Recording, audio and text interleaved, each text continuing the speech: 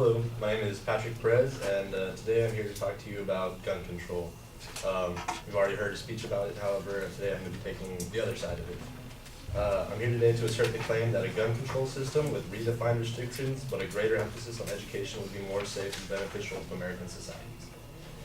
First off, it's pretty simple to make the claim that an educated gun owner is a safer gun owner. When you properly understand how to use a weapon, you're less likely to make mistakes. According to, kind of a weird name, but thedailybeast.com, in 2007, more than 15,000 accidental shootings occurred. Of those, about 600 were fatal.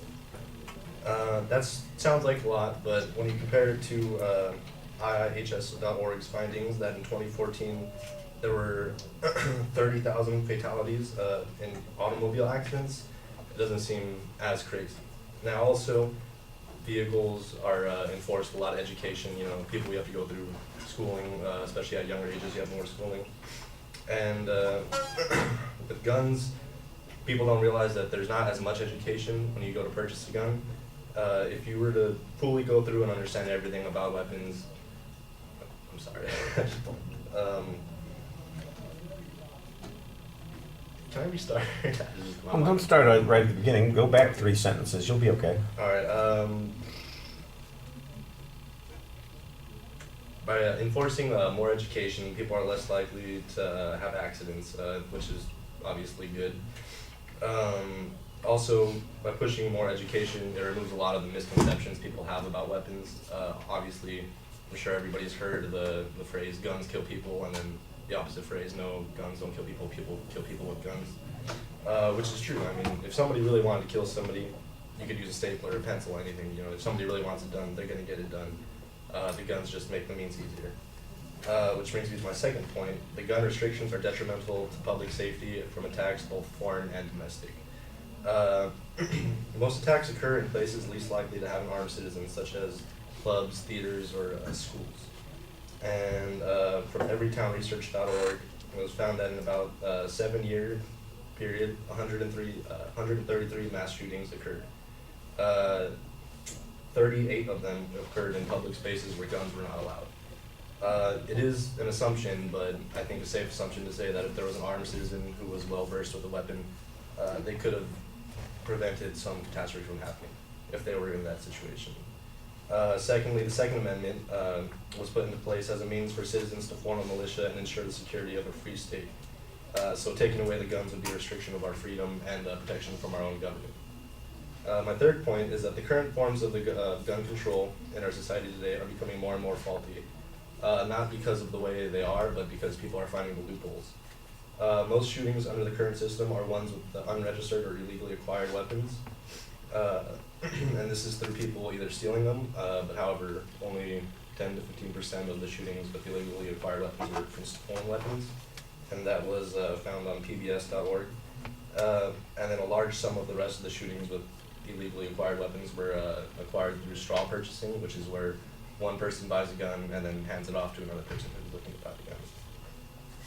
All in all, I'm just here to say that people with a proper education are less likely to cause accidents, cause harm in the public or in any case, and having citizens who are armed and properly educated would be more safe for communities in general.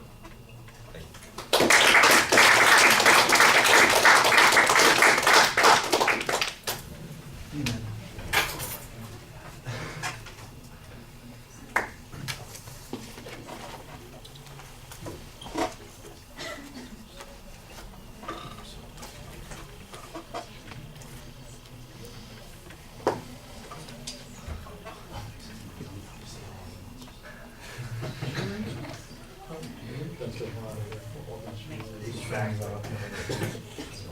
There's better arguments than that.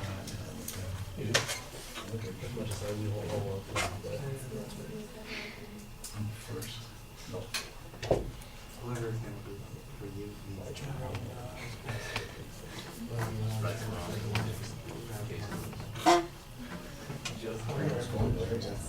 It doesn't matter. Patrick, you identify your proposition pretty clearly, but boy, it's kind of a complicated proposition with some conditional statements built into it, and that makes it a little bit hard to figure out at the beginning exactly where you're going. I did think during the course of the speech it became clear that the argument is really an advancement of a claim that says, greater education for consumers or for purchasers of guns would increase safety or prevent some of the abuses that are going on. There are probably a lot of ways that you could have simplified the claim at the beginning so that your argument would be clearer.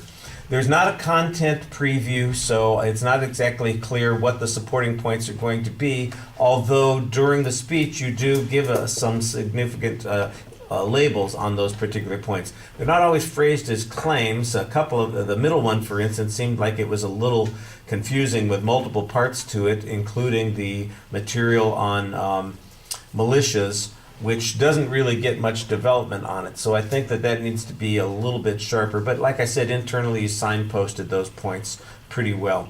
Most of the ideas that you were presenting seem to be explained, or at least the theory behind them is explained. The data behind it needs to be a little bit stronger. I did like the evidence that you had that talked about the number of accidental shootings, the number of deaths that occur when people are they have illegally acquired guns, and they violated some process in obtaining their guns, and that's one of the things that creates the problems. I also like the information that you had on mass shootings. I think that there's good information here that suggests that maybe the approaches that we've been taking are the wrong approaches. I think the idea that there is another approach that would work is a sound one, but it needs to be advocated for a little bit more firmly than what you're giving us here. It's kind of like some of these points are a little generic and they need to be developed a bit more. I did think that the summary at the end of the speech did a good job kind of clarifying everything at the end. And a lot of times that's an important point. You kind of save or rescue things that have been problematic in a speech if you have a good summary. And I thought you did a pretty good job of that kind of, look, here's the point that I'm trying to make, and here's what I think I've done to prove that point. And although I may not think that everything that you did proved that particular point, at least I know how you were trying to get it to come across, and I think the audience would have a good sense of that as well.